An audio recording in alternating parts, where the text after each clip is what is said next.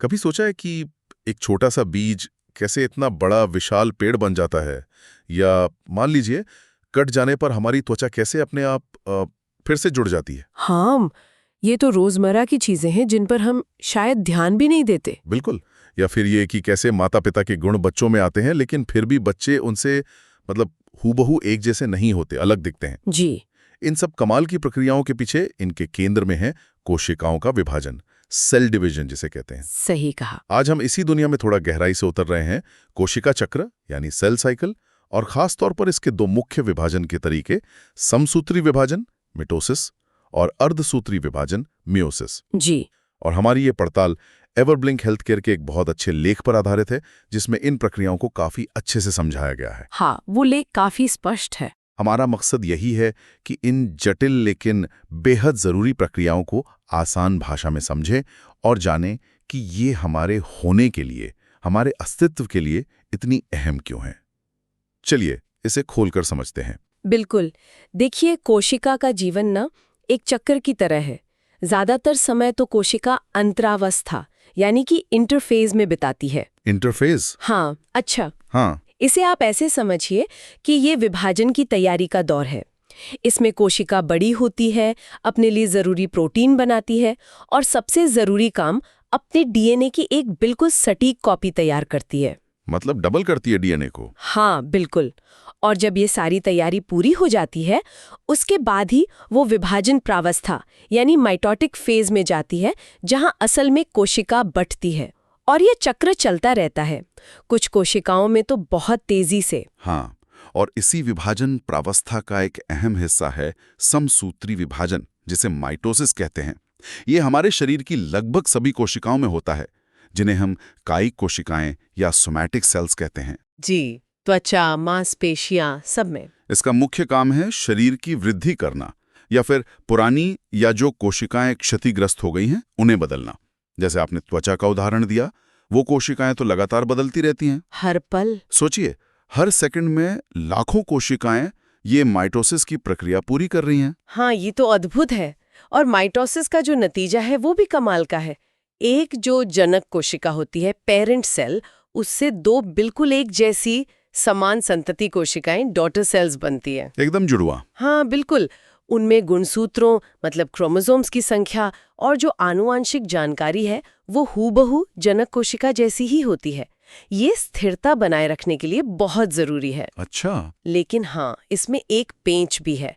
अगर इस प्रक्रिया का नियंत्रण बिगड़ जाए, मतलब कोशिकाएं बिना रुके विभाजित होने लगें, तो यही कैंसर जैसी बीमारियों का कारण बन सकता है, क्योंकि तब कोशिकाओं की अनियंत्रित वृद्धि होने लगती है और वो ट्यूमर बना देती हैं। तो माइटोसिस एक तरह से पहचान बनाए रखने जैसा है, नकल बनाने जैसा। लेकिन फिर आता है अर्धसूत्री विभाजन यानी मियोसिस। वो तो कुछ अलग करता है ना? हाँ, बिल्कुल अलग। मियोसिस जो है वो सिर्फ खास तरह की कोशिकाओं में होता है, जिन्हें हम जनन कोशिका या जर्म सेल्स कहते हैं। और ये होता भी सिर्फ लैंगिक प्रजनन, सेक्सुअल रिप्रोडक्शन के लिए। मतलब शुक्राणु और अंडाणु बनाने के लिए? जी हाँ, स्पर्म और एग बनाने के लिए। और यहाँ दिलचस्प बात यह है कि इसके अंत में एक जनक कोशिका से 4 कोशिकाएं बनती हैं। 4? माइटोसिस में तो 2 बन रही थी। हाँ, इसमें 4 बनती हैं। और ये चारों न सिर्फ जनक कोशिका से अलग होती हैं, बल्कि एक दूसरे से भी आनुवांशिक रूप से भिन्न होती हैं, अनोखी होती है। अच्छा। और साथ ही इनमें गुणसूत्रों की संख्या भी आधी रह जाती है।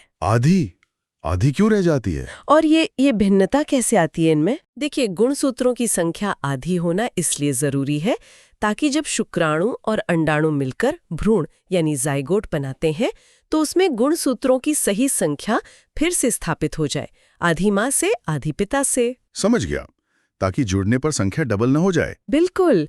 और भिन्नता आने का एक बड़ा कारण है क्रॉसिंग ओवर नाम की प्रक्रिया। ये मियोसिस के पहले चरण में होती है। क्रॉसिंग ओवर, ये क्या है? इसे ऐसे समझिए जैसे आपके पास एक ही विषय की 2 थोड़ी अलग अलग किताबें हैं। अब आप उनके कुछ पन्ने आपस में बदल लें तो नतीजा क्या होगा? दोनों किताबें थोड़ी बदल जाएंगी, उनमें नयापन आ जाएगा। हाँ, बिल्कुल ऐसा ही गुणसूत्रों के साथ होता है। उनके बीच हिस्सों की अदला बदली होती है, जिससे नए आनुवंशिक संयोजन, नए कॉम्बिनेशंस बनते हैं। और यही विविधता है जो प्रजातियों के लिए बहुत जरूरी है, उन्हें बदलते माहौल में ढलने में मदद करती है। तो इसका कुल मतलब क्या हुआ अगर हम निचोड़ निकालें तो? देता है, एक जैसी नकल बनाता है। और मियोसिस? जबकि मियोसिस यानी अर्धसूत्री विभाजन लैंगिक प्रजनन और आनुवंशिक विविधता के लिए है। ये बदलाव और अनुकूलन की नींव रखता है, ये मिश्रण तैयार करता है। हाँ, ये समझना बहुत जरूरी है। और इन प्रक्रियाओं को समझना सिर्फ किताबी ज्ञान नहीं है, इसका वास्तविक दुनिया में भी बहुत महत्व है ना? अगर हम इसे बड़ी तस्वीर से जोड़ें तो ये प्रक्रियाएं जीवन विज्ञान, चिकित्सा अनुसंधान और खास तौर पर आनुवंशिक रोगों के निदान के लिए एकदम बुनियादी हैं, फाउंडेशनल हैं। जैसे? सोचिए, अगर मियोसिस के दौरान गुणसूत्र ठीक से अलग न हो, इसे नॉन डिसजंक्शन कहते हैं, तो इससे डाउन सिंड्रोम जैसे कई आनुवंशिक विकार हो सकते हैं। ओह हाँ। इसी तरह मिटोसिस में गड़बड़ी, जैसा हमने पहले कहा, कैंसर का कारण बन सकती है। तो इन प्रक्रियाओं की गहरी समझ हमें इन बीमारियों को बेहतर ढंग से समझने और शायद उनके इलाज खोजने में भी मदद करती है। बिल्कुल सही। एक तरफ माइटोसिस है जो पीढ़ी दर पीढ़ी कोशिकाओं की आनुवंशिक पहचान को एकदम सटीक बनाए रखता है, स्थिरता। जी। और दूसरी तरफ मियोसिस है जो हर पीढ़ी में नयापन लाता है, विविधता पैदा करता है। और यही विविधता किसी भी प्रजाति को, किसी स्पीशीज को बदलते माहौल में ढलने और जिंदा रहने की ताकत देती है। हाँ बिल्कुल। और यहाँ एक बात सोचने वाली है ना, कि कैसे ये दो एक तरह से बिल्कुल अलग दिखने वाली मौलिक विभाजन प्रक्रियाएं एक साथ काम करके जीवन की निरंतरता, कंटिन्यूटी, और विविधता, डाइवर्सिटी, दोनों को संभव बनाती हैं। ये तो अद्भुत संतुलन है। जी। और ये सोचना भी दिलचस्प है कि भविष्य में इस समझ को हम जीन अभिव्यक्ति, मतलब कौन सा जीन कब और कैसे काम करेगा, इसको नियंत्रित करने वाले कारकों से कैसे जोड़ पाएंगे, खास तौर पे एपिजेनेटिक्स के संदर्भ में। एपिजेनेटिक्स? ये क्या है? एपिजेनेटिक्स वो विज्ञान है जो देखता है कि डीएनए कोड को बदले बिना भी जीन्स के काम करने के तरीके को कैसे बदला जा सकता है। ये सब जीवन के सबसे बुनियादी सवालों से जुड़ा है कि हम जैसे हैं वैसे क्यों हैं। वाकई ये कोशिका विभाजन की कहानी तो जीवन के हर पहलू से जुड़ी हुई है।